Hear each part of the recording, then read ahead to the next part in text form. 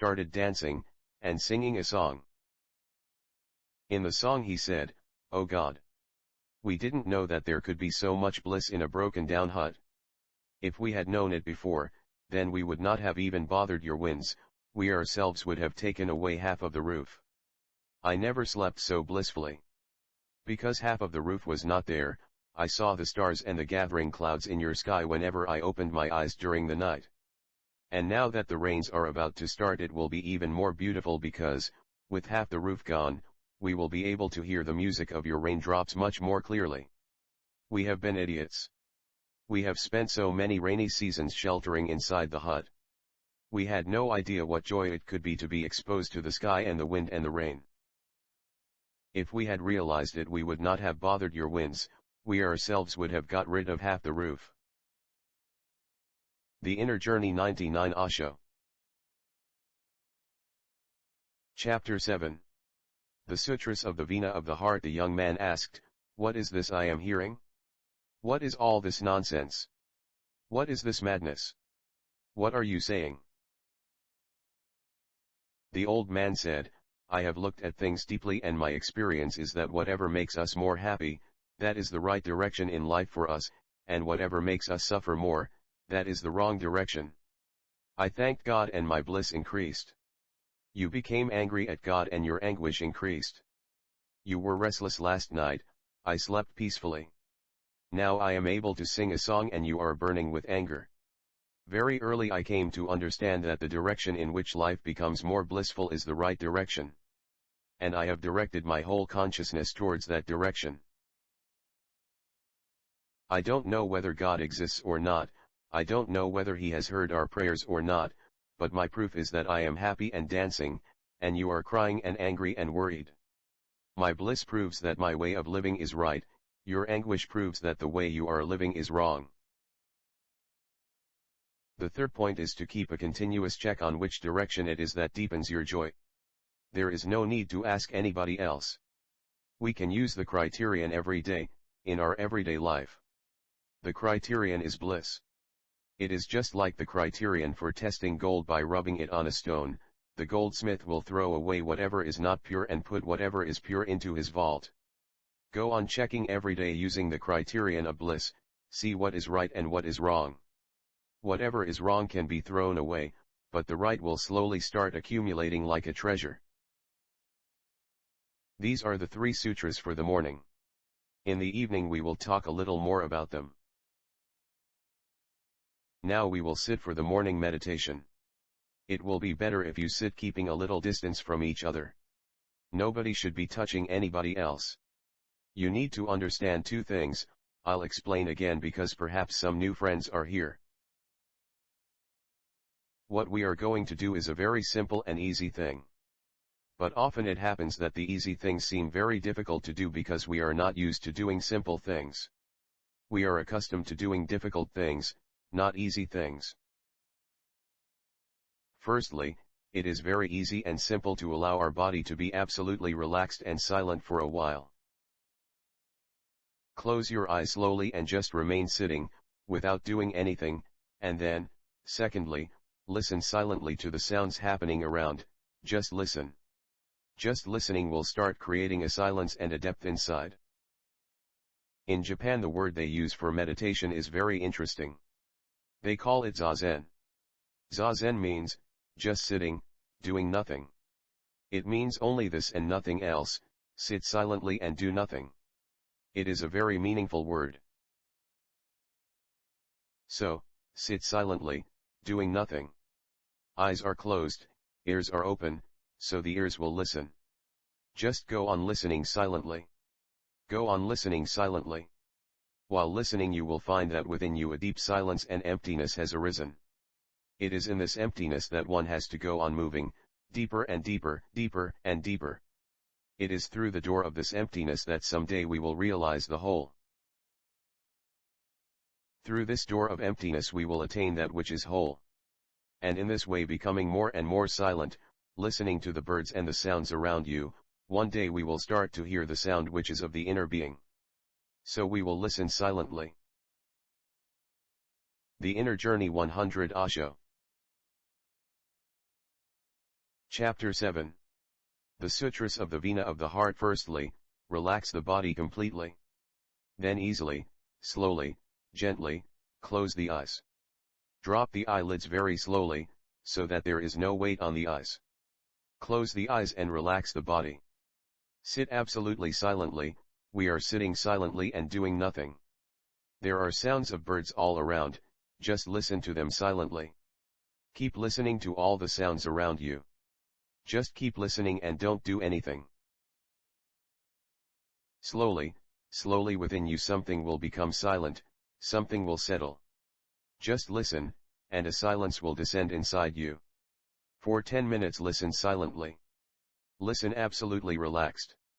Listen. Mind has become silent, mind has become absolutely silent, mind has become silent, mind has become silent. In deep silence, listen to each sound. Birds are singing, listen. The Inner Journey 101 Osho. Chapter 8 Freedom from the I. February 5, 1968 p.m. in a Joel meditation camp. Note, this is the final edit of the Hindi translation of Antaryatra, later published as part of Sadhana Path. This is for reference use only, pending publication. My beloved ones, tonight is the last meeting of the camp, and in this last meeting I want to talk to you about some last sutras. In the mind of man there is intense tension, and this tension has reached a level of near madness. One has to relax this tension. And along with it, there is much looseness in the heart of man. The strings of the Vena of man's heart are loose. They have to be tightened. I told you a few sutras in the morning about how to tighten these strings of the heart. And now we will talk about the last sutra. Out of the Vena of man's life, the greatest music possible comes from the heart whose strings are in tune. The society which has lost its heart, the age or century in which all the values of the heart have been weakened, has lost all that is good, truthful, and beautiful. If we want that truth, beauty, and godliness to enter our lives, there is no other way except to tune the strings of the Vena of the heart. Love is the way to tune the strings of the heart, the way to bring the strings of the heart into the right condition from where music can arise. That is why I call love prayer, I call love the way of attaining God, I call love God. Prayer without love is false, hollow, and futile. The words of prayer without love 102. Chapter 8. Freedom from the I. Have no value at all. And nobody who becomes interested in the journey towards God will ever be able to reach God without love. Love is the way to make the Vena of the heart musical.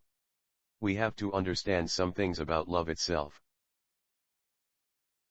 The first illusion is that we all think we know about love. This illusion is tremendously harmful because we will never make any effort to acquire or awaken that which we think we already know. But we are not aware that the one who knows love has simultaneously acquired the capacity to know the divine. If we know love, then nothing else remains to be known in life. But the way we are, we know nothing. Everything is still to be known.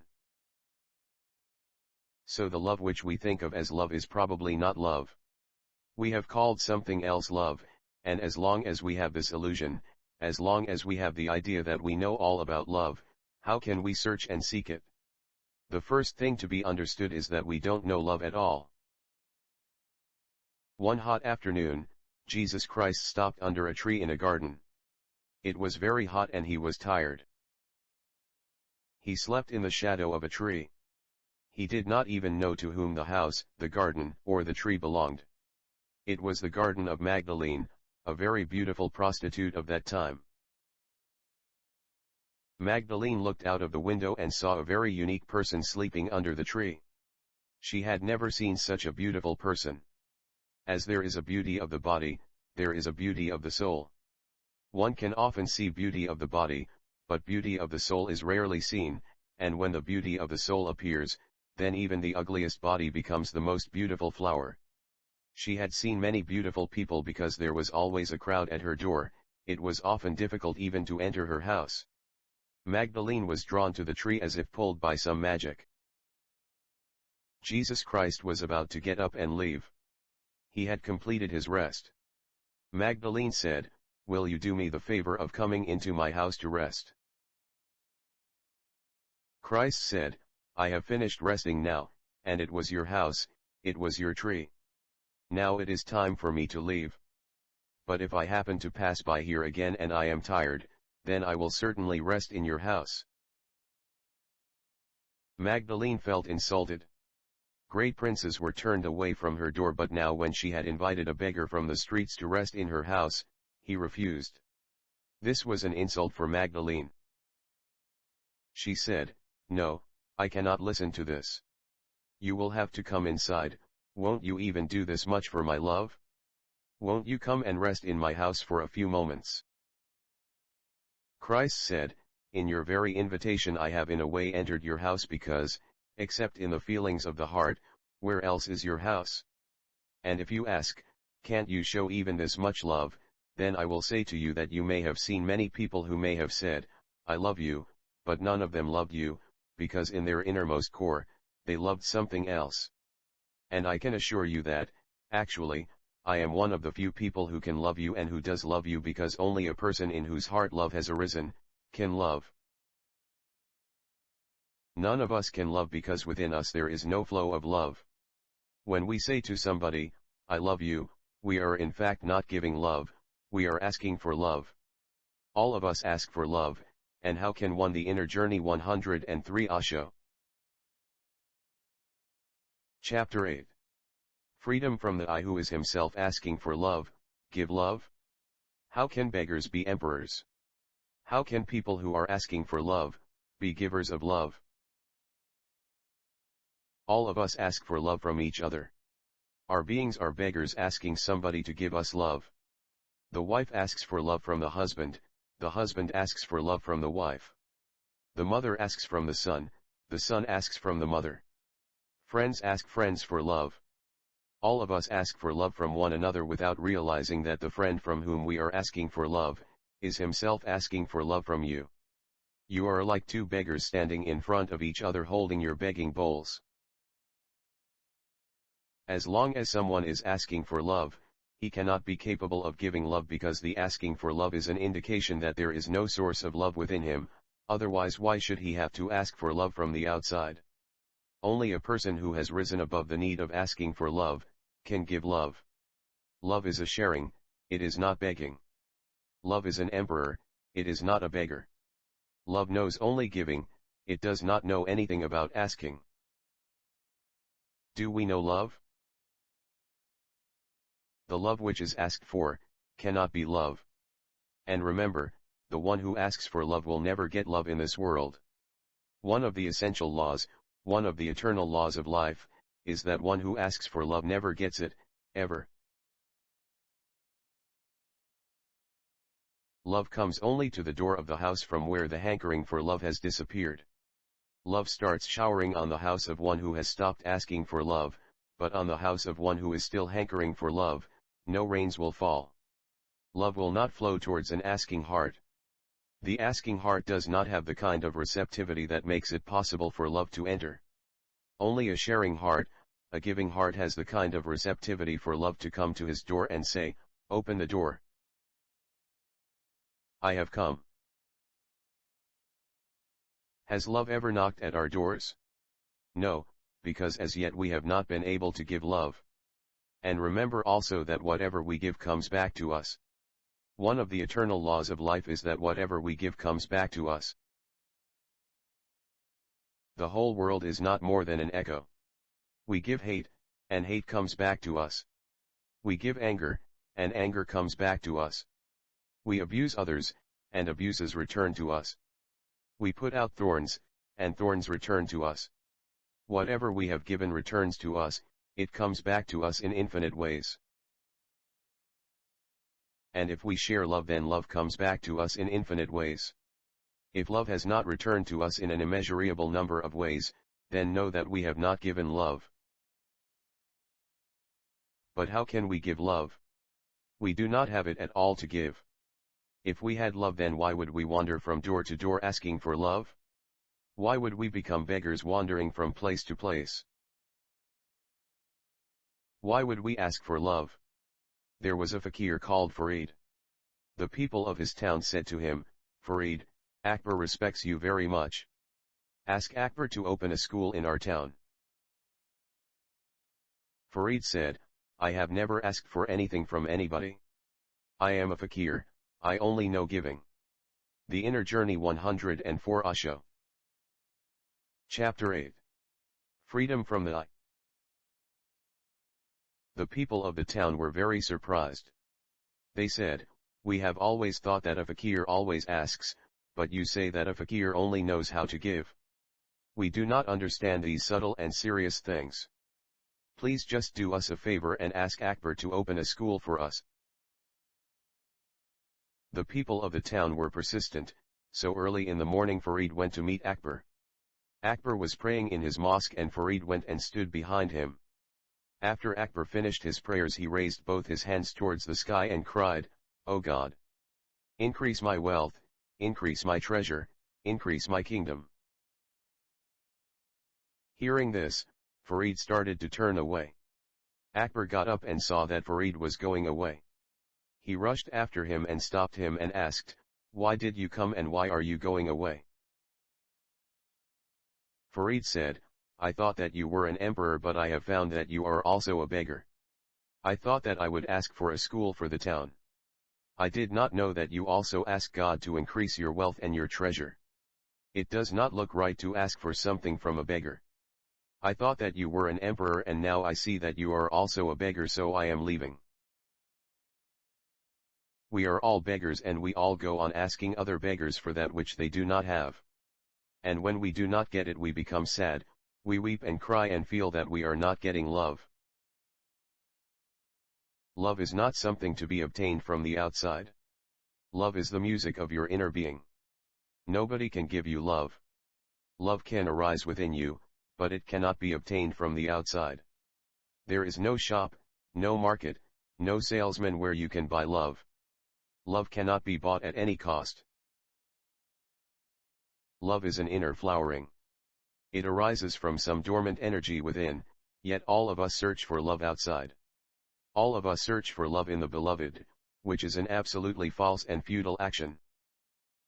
Search for love within yourself. We cannot even imagine how love can be inside ourselves because love is always associated with an idea of a beloved. It gives us the idea of someone else outside. Because we don't remember how love can arise within us, the energy of love remains dormant.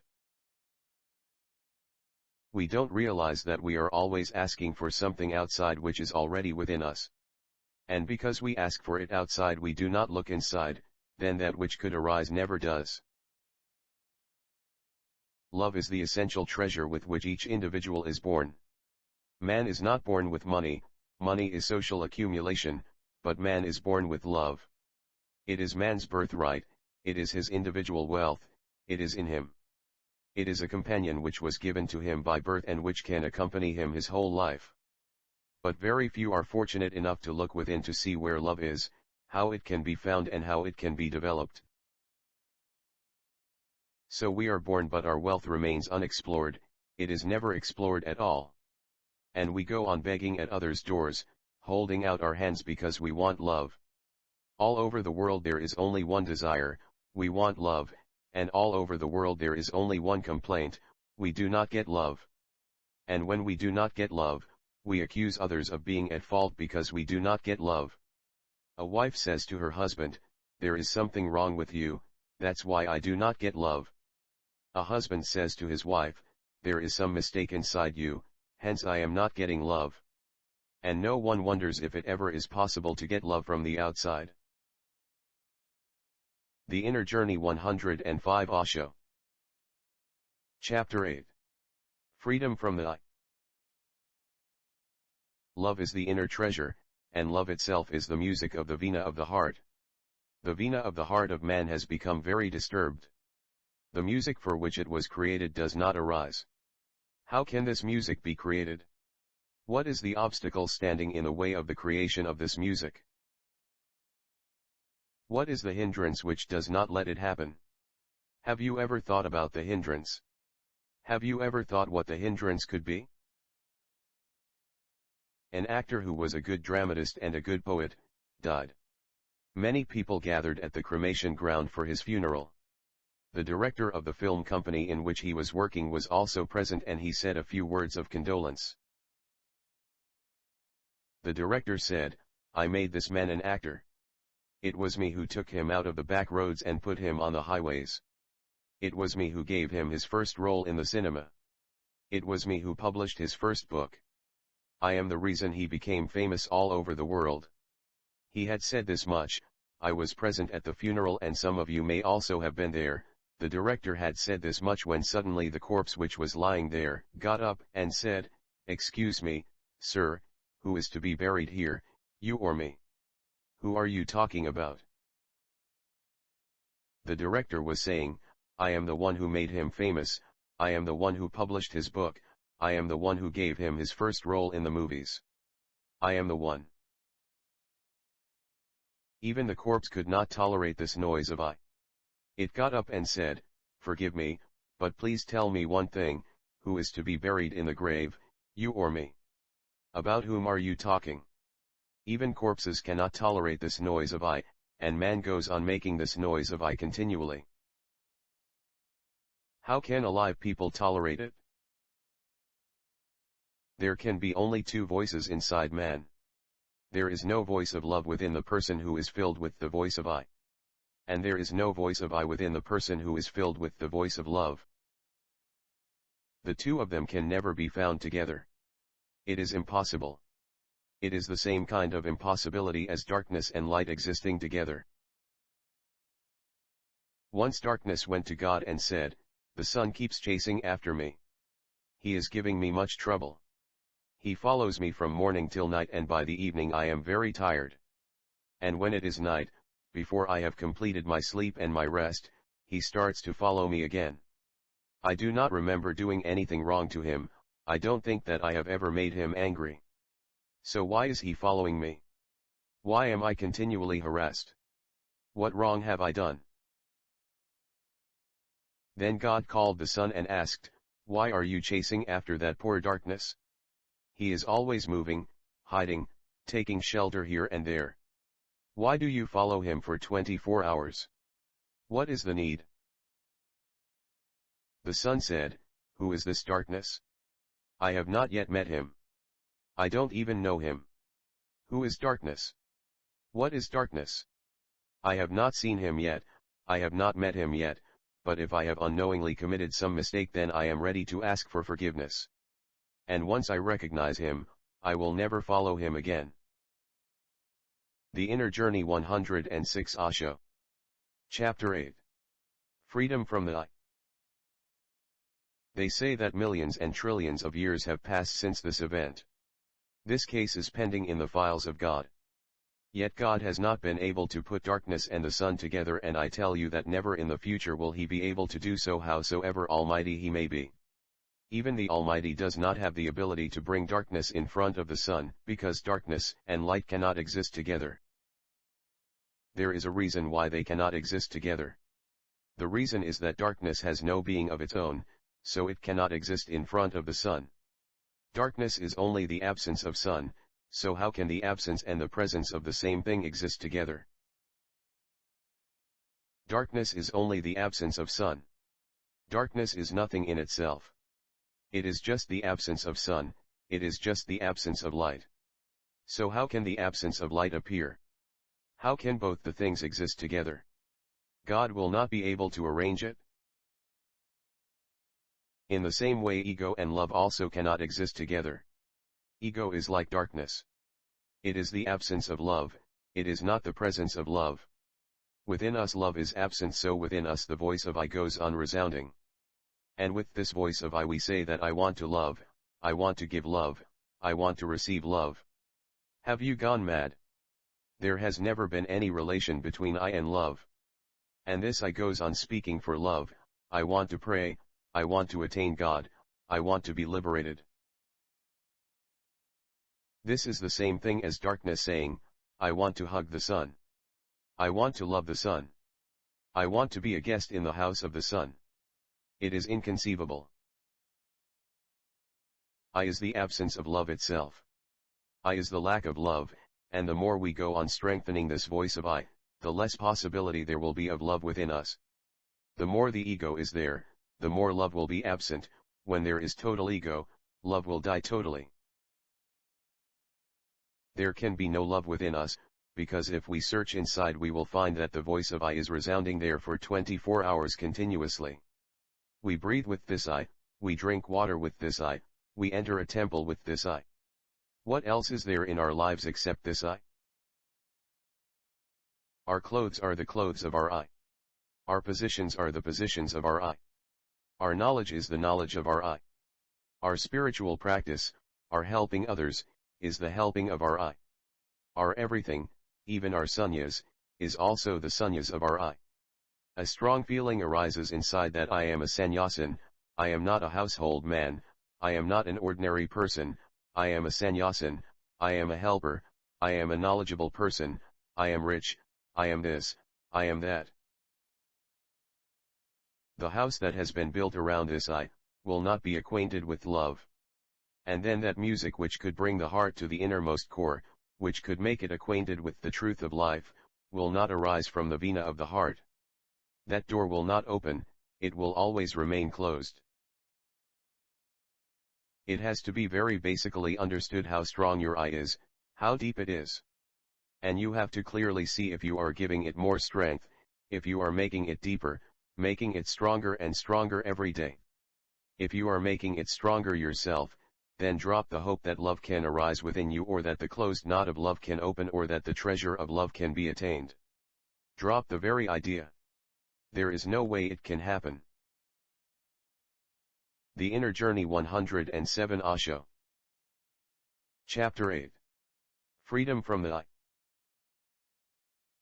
So I do not tell you to start loving, because the ego can also say that I am a lover and I love. The love which comes from the ego is absolutely false, hence I said that all our love is false, because it comes out of ego, it is the shadow of ego. And remember that the love which comes out of ego is more dangerous than the hate, because hate is clear, direct, and simple, but love comes with a changed face and it will be difficult to recognize it. If you are loved with a love that comes out of ego, you will feel after a while that you are being held with iron chains instead of loving hands. After a while you will come to know that the love which makes beautiful speeches and sings beautiful songs to you is just tempting you in the beginning. There is much poison in those sweet songs. And if a love which comes in the form of flowers is a shadow of the ego, then, when you touch the flowers, you will find thorns inside which will pierce you. When people go to catch fish, they put some bait on a hook. The ego wants to become a master of others, it wants to possess them, so it pierces them deeply with the bait of love on a hook. So many people end up in pain and suffering because of their illusions about love. Not even in hell do so many people suffer so much. Because of this illusion of love, the whole earth, the whole humanity is suffering. But still we do not understand that the love from the ego is false. This is why this hell has been created. The love to which ego is attached is a form of jealousy. This is why nobody is as jealous as lovers are. The love which is attached to the ego is a conspiracy and a trick to possess the other. It is a conspiracy, that is why nobody suffocates so many people as those who talk of love. This situation is created because of the love which comes from the ego. There can never be any relation between love and the ego. Jalaluddin used to sing a song, a very beautiful song. He used to go from town to town singing the song. Whenever people would ask him to tell them something about God, he would sing the song. The song was very wonderful. In that song he said that a lover went to the door of his beloved and knocked at the door. And the beloved asked, "Who are you?" The lover said, as all lovers say, "I am your lover." There was a silence inside. No answer came, no voice was heard from inside. The lover started knocking on the door again, loudly, but it seemed that there was no one inside. He started shouting, "Why is there silence inside? Answer me. I am your lover. I have come." But the louder he said, "I have come, I am you lover," the more the house became silent like a graveyard. There was no answer from within. Then he started beating his head on the door and said, "At least answer once." And one answer came from inside. It was, "There can be no space in this house for two. You say I have come, I am your lover, but I am already present here. There can be no space for two here. The door of love can open only for those who have dropped the I. Go now. Come some other time." The lover left and he prayed and did meditation for years. Many moons passed, many sunrises and sunsets passed, many years passed, and then he returned to the door. When he knocked he again heard the same question, "Who are you?" This time the lover said, "There is no I. There is only you."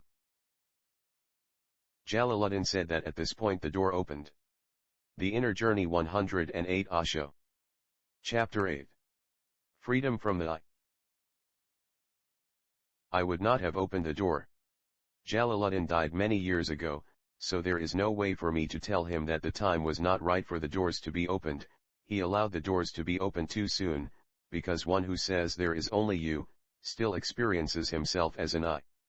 Only one who does not know a you does not experience himself as an I either. So although it is wrong to say love does not contain two, it is equally wrong to say that love contains only one. In love neither two nor one exists. If there is an idea of one, know that another is also present, because only the other can be aware of one. Where you is present, I is also present. So I would have sent that lover away again. He said, "There is no I, there is only you." But one who says this, is there, totally there. He has just learned a trick. The first time he had answered, "I am," and the doors remained closed, so after years of contemplating he decided to say, "I am not, only you are." But who will say this? Why will he say this? One who knows you, also knows I. Remember that you is the shadow of I. For one whose I has disappeared, you does not remain either. So I would have sent the lover away because the beloved said, "There is no space for two." The man did not get it, he started shouting and saying, "Where are the two? Now I'm not, there is only you." The beloved had told him to leave because he had only learned a trick. He still saw two people. The beloved said that if two were no longer there, then the lover would not even have tried to open the door, because who is there to ask to open the door, and who does he want to open it? In the house of two there cannot be love. The lover went away. Years passed, and he did not return, he never returned. Then the beloved went in search of him. So I say that the day the shadow of our I disappears, the day neither I nor you remains, that day you do not have to search for the divine will come searching for you. No man can seek the divine, because he has no capacity for such a search. But when somebody has become ready to disappear, has become ready to be nothing, has become ready to become an emptiness, then the divine will certainly find him. Only the divine can seek for man, man can never seek for the divine, because even in seeking, the ego is present. I am seeking, I have to attain God. I have attained wealth, I have attained a position in parliament, I have got a big house, now the last goal remains, I want also to attain the divine. How can I let go of the prestige of attaining God? It will be my final victory. I must attain this victory. I must also attain the divine. This is a proclamation, an insistence, a search of the ego itself. So a religious person is not one who sets out on a search for the divine. A religious person is one who sets out on the search for his I, and the more he goes on searching, the more he finds out that his I is not there at all. And the day I does not remain, that day the door which is hiding love opens for him. The Inner Journey 109 Osho. Chapter 8. Freedom from the I. So the last thing is, go on a search to find your I, not on a search to find the soul. You do not know anything about your soul at all. Do not go in search of the divine because you do not have even the slightest idea of the divine. How will you seek that about which you do not have any idea at all? Where will you seek someone for whom you have no address? Where will you seek someone about whom you have no information? Where will you seek for one who has no beginning and no end, one whose location you have no idea of? You will become mad. You will not know where to look. But we know one thing, we know this I of ours. So first of all we have to seek this I, find out what it is, where it is, and who it is. And as you search for it, you will be surprised to find that this I does not exist. It was an absolutely false notion. It was your imagination that an I exists, it was an illusion nourished by yourself. When small children are born, we give them a name for the sake of convenience. We call someone Rama, someone Krishna, someone something else. Nobody has any name, all names are for the sake of convenience, but later on, listening and listening to it continuously, the person gets an illusion that this is his name, I am Rama, I am Krishna. And if you say something bad about Rama he will be ready to fight you, you have abused him. And where did he get his name? Nobody is born with a name. Everyone is born nameless, but the name has social utility. To make a label without a name is difficult, hence we give a name. We give a name so that others can identify you. It is a social utility. And if we use the name to identify ourselves then there will be confusion, are we calling ourselves or someone else? So, to avoid confusion we call ourselves I. I is the title one calls oneself, and the name is the title to call another. Both titles are imaginary, social utilities. And we build the house of our life around these two titles which are simply two blank words and nothing else. Behind them there is no truth, behind them there is no substance. There are only names, only titles. Once such a mistake happened. There was a small girl called Alice. And Alice went wandering in a strange land, a wonderland. When she reached the Queen of Wonderland, the Queen asked Alice a question. She said, "Did you meet somebody on the way here?" Alice replied, "I met nobody." But the Queen thought that she met someone called Nobody. And this illusion became stronger because then the Queen's messenger arrived and the Queen asked him also if he had met anybody. He also said, "Nobody." The Queen said, "This is very strange." She thought that a person called Nobody had met both Alice and the messenger. So she said to the messenger, "It seems that nobody walks slower than you." That statement has two meanings. One meaning is that nobody walks slower than the messenger. The messenger became afraid because a messenger should be able to walk very fast. So he said, "No. Nobody walks faster than me." The Queen said, "This is a difficult situation. You say that nobody walks faster than you. But if nobody walks faster than you, then he should have arrived before you, he should have arrived already." By now the poor messenger realized that some kind of misunderstanding had happened. He said, "Nobody is nobody." The Inner Journey 110 Osho. Chapter 8. Freedom from the I. The Queen said, "I know that nobody is nobody. But who is he? Tell me. He must have arrived by now. Where is he?" With man, the same misunderstanding through language happens. Everyone's name is nobody. No name has any more meaning than this. All the idea of I is nobody, not more than that. But through the misunderstanding of language an illusion is created that I am something. I have a name. Man dies but leaves his name written on stones, hoping that perhaps the stones will remain. We do not know if they will. All the sand on the seashores was stones at one time. All stones become sand. Whether you write your name on sand or you write it on stone, it is the same thing. In this long story of the world there is no difference between sand and stone. Children write their names on the sand at the seashore, maybe they think that tomorrow people will pass by and see. But the waves come and wipe the sand clean, and the older people laugh and say, "Are you mad?" There is no meaning in names written on sand. But the older people write on stones and they do not know that sand is created out of stones. There is no difference between old people and children. In foolishness we are all of equal age. An emperor became a Chakravartin. This happens rarely. A Chakravartin means a master of the whole earth. An old story says that Chakravartins had a special privilege which was not available to anybody else, which others could not have. They had a chance to sign their name on Mt. Sumeru, the mountain in heaven. Even in infinite time it is rare for someone to become a Chakravartin, so signatures on Mt. Sumeru, the eternal mountain, are a rare phenomenon. When the emperor became a Chakravartin, he was very happy.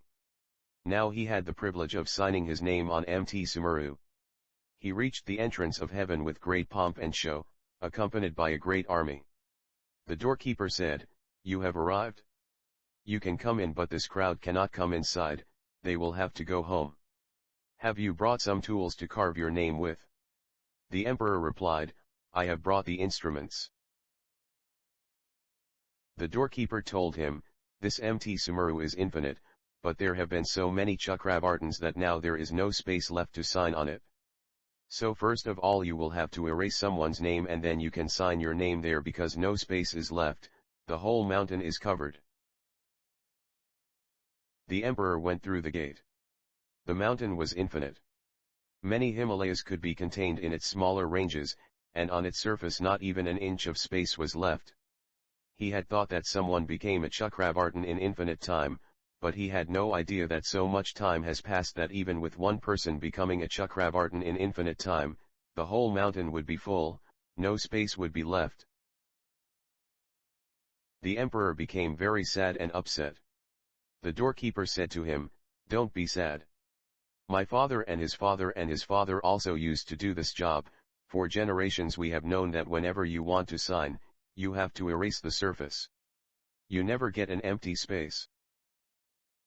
Then the emperor turned around. He said, "If one can sign only after erasing somebody's name, then it is madness, because I will sign and go and then somebody else will come tomorrow." Erase the Inner Journey 111 Osho. Chapter 8. Freedom from the I. My signature and sign theirs. When this mountain is so big and there are so many names, who reads them? And what is the point? Forgive me, I am making a mistake. This is futile. There are only a few such intelligent people. The others get their names written on stones, on temples, they build memorials and get their names written on them and forget that they were born without names. They have no names of their own. So on one hand stone is wasted, and on the other hand labor is wasted, and when they die and say goodbye, they go nameless. We do not have any name of our own. The name is the illusion visible to the outside world and the I is the illusion visible to the inside. I and name are two sides of the same coin. The name is visible from the outer side and the I is visible from the inner side. And as long as this illusion of name and I remains, the space from where love arises does not open. So the last thing that I want to say is, search a little bit. Go to Mt. Sumeru and see how many signatures have been put there. Do you also want to add your name by erasing the surface? Go a little bit closer to the mountains and watch them turning into sand. Watch the children signing their names on the sea beach. Look all around you at what we are doing. Are we wasting our lives signing names on the sand? And if you feel like that, then search a little bit further, enter inside this I and seek. One day you will find that I is nobody. There is nobody there. There is a deep silence and peace there, but there is no I. And the day you come to know that there is no I inside you, you come to know the whole, that which really is, the being, the existence, the divine. That is why I say that love is the door to the divine and ego is the door to ignorance. Love is the door to light and ego is the door to darkness. I had to say this last thing before we depart. Make some explorations into love from this dimension. But this exploration will begin with the ego and it will end with the attainment of love. So explore in this direction. Does this shadow of the ego really exist? Does this I really exist? The man who sets out on this exploration not only doesn't find an I, but he also attains to the divine. One who is tied to the stake of I is not able to make any voyage into the ocean of the divine. This was the last thing I wanted to say to you. In fact, this is the first and last thing to be said. I is the first in a person's life and I is the last. The person tied up in I experiences pain, and after getting free of I, he attains to bliss. There is no story, no tale except I. There is no dream except I. There is no lie except I. Find this I and the doors to bliss can open. If the rock of I is shattered, the springs of love will start flowing. Then the heart fills with the music of love. When the heart is filled with love, a new journey starts which is difficult to describe in words. That journey will take you to the very center of life. I wanted to say these few things before leaving. Now we will sit for the night meditation. For 10 minutes we will sit for the night meditation and then we will say goodbye. And I will say goodbye to you with a hope and a prayer to God that everybody will be blessed enough to attain to love, that everybody will be blessed enough to get rid of the sickness of I, that everybody will be blessed enough to find that which is already within him. A beggar had died in a very big town. I hope to God that you will not die like that beggar. The beggar had died after begging in the same place for 40 years. He had thought that he would the inner journey 112 Osho. Chapter 8. Freedom from the I. Become an emperor while begging, but can anybody become an emperor by begging? The more a person begs, the greater a beggar he becomes. The day he started he was a small beggar, the day he died he was a great beggar, but he did not become an emperor. He died. So the people in the neighborhood behaved in the same way with him as they did with other dead people. They took away his corpse and burnt it and the rags he had left lying there. Then the people of the neighborhood thought that for 40 years this beggar made this very earth dirty and it would be good to dig up some of that earth and throw it away. So they started digging. Then they got a big surprise. If the beggar had been alive he would have gone mad. After digging up the earth they found a huge treasure buried right under where the beggar used to sit and beg. He did not know that if he had dug up the earth underneath him he would have become an emperor and there would have been no need to beg. But what did the poor man know? His eyes were looking outside, his hands were spread out, so he died begging. All the people of the neighborhood stood there quite shocked. What kind of beggar was this? This idiot did not even realize that a treasure was buried in the place where he was sitting. I went to that area and met the people of the neighborhood and I said to them, idiots, don't be concerned about the beggar. Drop your judgments of the beggar. Sometime you also dig up your earth beneath you, else it may be that when you die other people will laugh at you. When a person dies other people laugh at him saying that he was mad, he could not achieve anything in his life. And they do not know that other people are just waiting for them to die so that they can also laugh and say that this person was really mad and could not achieve anything. Living people laugh at somebody when he dies, but if a living person could get the idea of laughing at himself while he is still alive, then his life would change. He would become a different person. If in these 3 days of the camp you remember to laugh at yourself, then the matter is finished. If you remember to dig up the place where you are standing now, then the matter is finished. Then all that I have said can certainly come to its fruition in you. In the end I just pray that you will not die a beggar but an emperor. I pray that you will not give the people of the neighborhood the chance to laugh. For these days you have listened to my talk so silently and so lovingly, I am very grateful. And I bow down to the God present in everybody. Please accept my greetings. Now we will sit for the night meditation. All of you make some space so that you can lie down. This is the last meditation, so use it as totally as you can. Everybody should be at some distance from each other. Don't talk. Nobody should talk. Those people sitting there should spread out. Nobody should be touching anybody else. Move away from there, move where there is space. Don't talk at all because this has nothing to do with talking. Some people should come here in the front and be careful that nobody should be disturbed because of somebody else. First of all, lie down with your body totally relaxed. Allow it to be completely loose and relaxed. Then slowly close your eyes. Close your eyes. The Inner Journey 113 Osho. Chapter 8. Freedom from the eye. You have closed the eyes and have completely relaxed the body. Now I will give suggestions, go on listening, your body and mind will follow them. Feel that the body is becoming relaxed, the body is becoming relaxed, the body is getting relaxed, the body is becoming relaxed. Feel that the body is getting relaxed, allow the body to be totally relaxed. And feel in the mind that the body has become totally relaxed, the body has become relaxed, the body has become totally relaxed. The breath is becoming silent. Feel in the mind that the breath is becoming silent, the breath is becoming silent.